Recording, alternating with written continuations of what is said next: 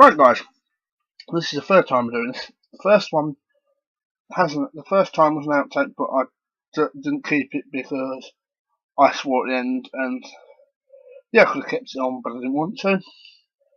Second one was just me going a bit tongue-tied, so I've kept that. And as I said in the previous video, that's what's the previous video, which is the update video for the first update 2014. When I've got enough outtakes, I'm going to put them all together on a video, say middle of the year, and the outtakes up till then. Because as you probably know from the previous video, excuse me, I do have a tendency to go off on tangent. But there's nothing wrong with a tangent if you learn something useful along the way. But anyway, I digress. The first book I'm going to do was a charity shop find, which proves that charity shops are modelers' friends. No matter whether you've just come in a hobby, left the hobby and come back, or been in the hobby for donkey's years. And I've got one airplane kit, the Voss BVP 194 by Revel from the charity shop for $2.99 sometime in 2012. No, actually no, 2013. No, it wasn't. No, it wasn't. It was 2000. Oh, either 2012 or 2013. Excuse me. And I've got some AFV, or whatever you want to call it, accessories. A couple of Academy ones and one Tamiya one, which is Tamiya. They're both, all three of them are 1/35th scale. And the Tamiya one is the 1/35th scale. Excuse me a while, I think. 1/35th scale oil drums and jerry cans. But anyway, this one, hang on. Illustrated anatomy of fighters inside the story of 100 classics in the evolution of fighter aircraft. And I know the rules about YouTube. You can, as I said in the last video, you can show a little bit of the. But anyway, I've now got to put the glasses on, which means I've now got to not look at the screen too much, because otherwise I get. Right, anyway, or I can lean back. That's a better idea. Right, anyway, I'm going to show quick snippets of a couple of the fighters. Actually, what I will do is I will stop here and come back and show you a little bit of each fighter, or a little bit of a couple of fighters, like World War One, then two, then a jet. It'll only be a quick look because of the YouTube rules. Right, guys, I'm back after sorting out where I want to be in the book. Excuse me. Right.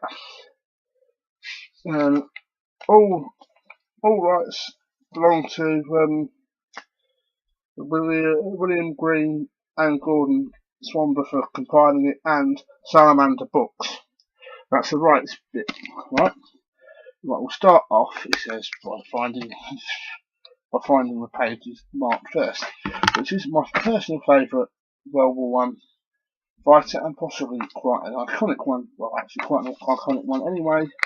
The Sopwith Camel. As you can see, it says, "There's a Sopwith Camel." Yes, December 1916. Yeah, a nice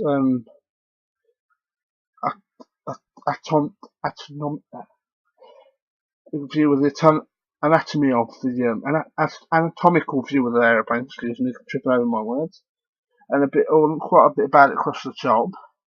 Anyway, that's all I can really show you for that one. It says, moving on to the next one, which is a World War II fighter. One of the more unusual looking World War II fighters, I feel. Well, it's not unusual per se, but it's quite a big fighter, if I remember correctly. So it's based off the Beaufort, and that's now giving you a clue as to what it is, and it is the Bristol Beaufighter, July 1939. It says. Obviously, the same would have stopped with Camel. I almost called it stopped with Puck there, but full anatomical view, sorry, of the a little photo up in that corner there where my chin is. But anyway, on to the last part. He says now he's lost where he's going to go.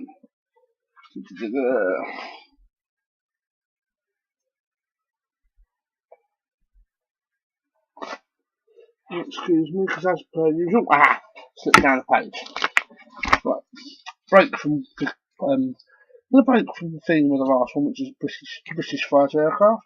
I've gone for one of my favourite jets, and Guppy, the Guppy, or the T3H or whatever it is, Guppy or Guppy Craft, built one of these, and I like them, which is the General Dynamics F111 Aardvark.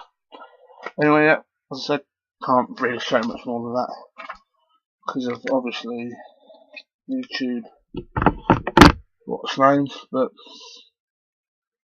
I should be okay because I've said the rights belong to, once again I'll say them again, it's compiled by William Green and Gordon Swanborough, and the rights belong to Salamander Publishing, or Salamander Books, right. Cool, I've zapped on for nearly 3 minutes that bit. Right, moving on to the next bit. Right, next two books are The Landships of Lincoln by Richard Pullin, and the rights belong to, second edition, by Richard Pullin, and the rights belong to Coen Publishing, as well as him, obviously, because it's his work. And we've got Beyond the Green Fields, which is final memories of some of the first men in the tank corps. This one is compiled. Compiled.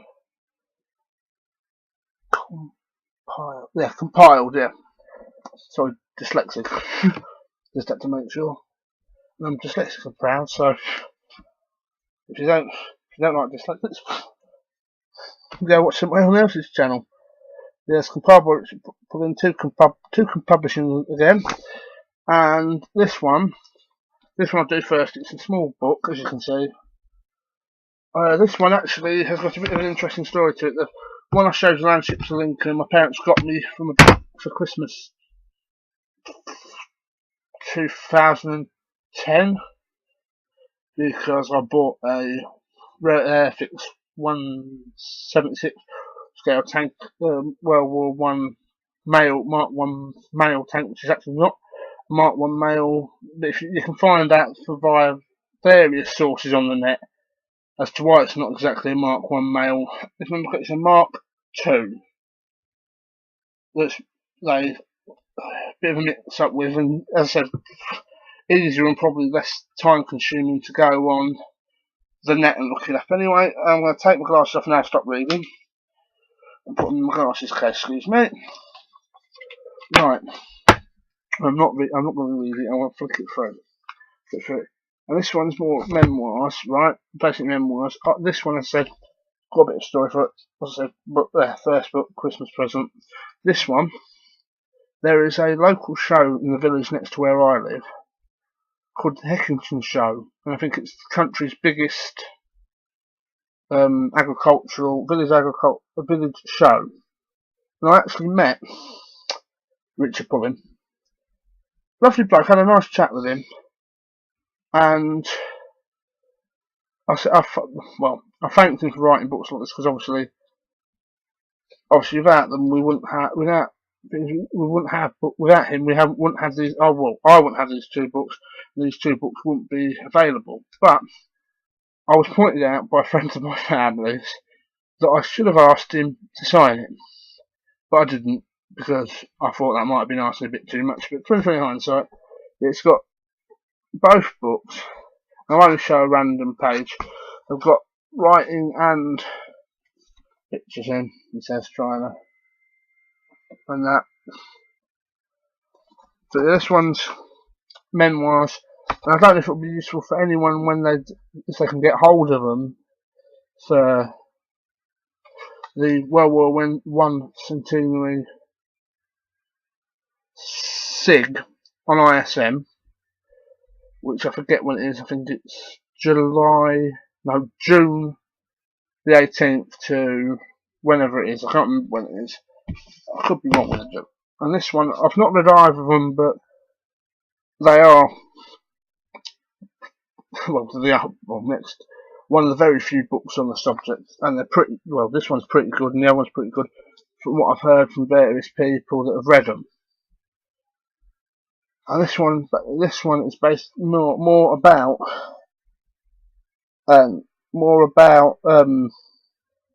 the design and building of it. And I don't know, well, yeah, Coen, that's it, Coen. This might be useful for you if you can get it in Canada. Yes, I hope it's Canada. Could be, yeah, it's Canada. Oh well, yeah, but yeah, like the memoirs one, it's got the odds and ends and that, and I've just opened it to a random page, which happens to have some of the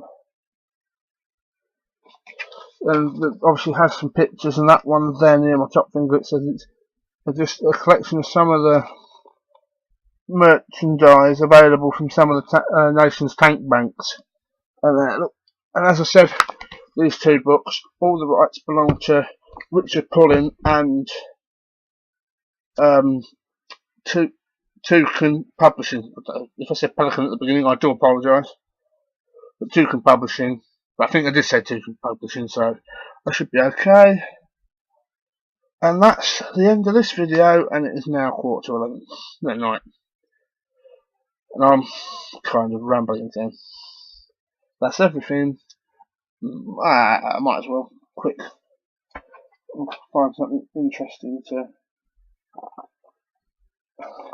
Obviously, in this one, this is the 65 years of a quick look inside it. You've got like lots of information tables and reference photos as well.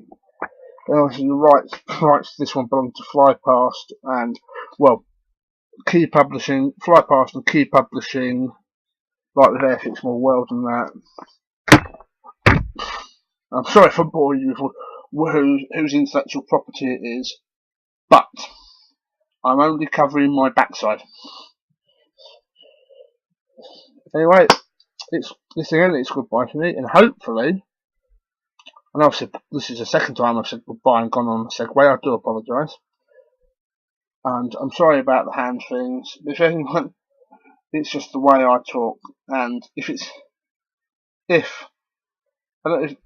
there's someone who tends to watch who's seen The Kit Factory by Simon Popper Smurf Mercs, he had at one point someone who commented on his videos through talking with his hands, and he went like that to them. So for anyone who comments about me moving my hands, to you. Anyway, I'm rambling on again, but hopefully there'll be some more videos as and when I can think of things to do. May not necessarily be model building related ones, because at the moment model building's a bit slow at the moment for me.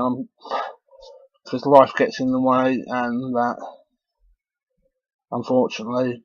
But yeah, if I find the odd, if I find the odd book, shouldn't put my hands in front of my face. Find an interesting book or buy a new model, even though I've banned myself from model kit buying, which never quite works. And I still apologise for moving my hands in front of my face again. I'll do a video. Or perhaps I'll just do a video for the sheer hell of doing it and bore everyone out of their wits. And I've rambled on again for nearly 10 minutes on this segment, and I don't care. Because I can go over 10 minutes. Or is it over 15 minutes now? I don't know. But anyway, before I go, Coen, he knows, he does long videos, and I love his videos. Only problem is, for some reason, my YouTube account disagrees with them. So it's just me going, But anyway, I try and watch all your videos, as many of your videos as I can. I have got some of them in my watch later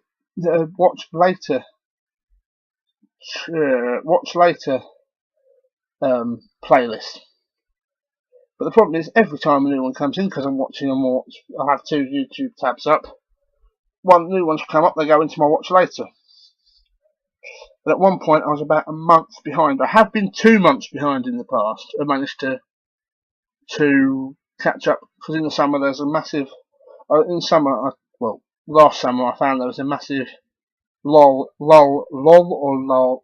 in the people bringing out videos. So I sat there one weekend and watched about 60 odd videos. And I was a very, very tired dark place. A very, very tired mind. Very, very tired mind, dark place. Very tired. Not a good idea. That goes out to the young modelers. If anyone ever says I'm not educational, they're lying. You can call me saying don't watch too many videos. Educational. Anyway, I really am going now because I'm beginning to get annoyed at myself for rambling. Goodbye.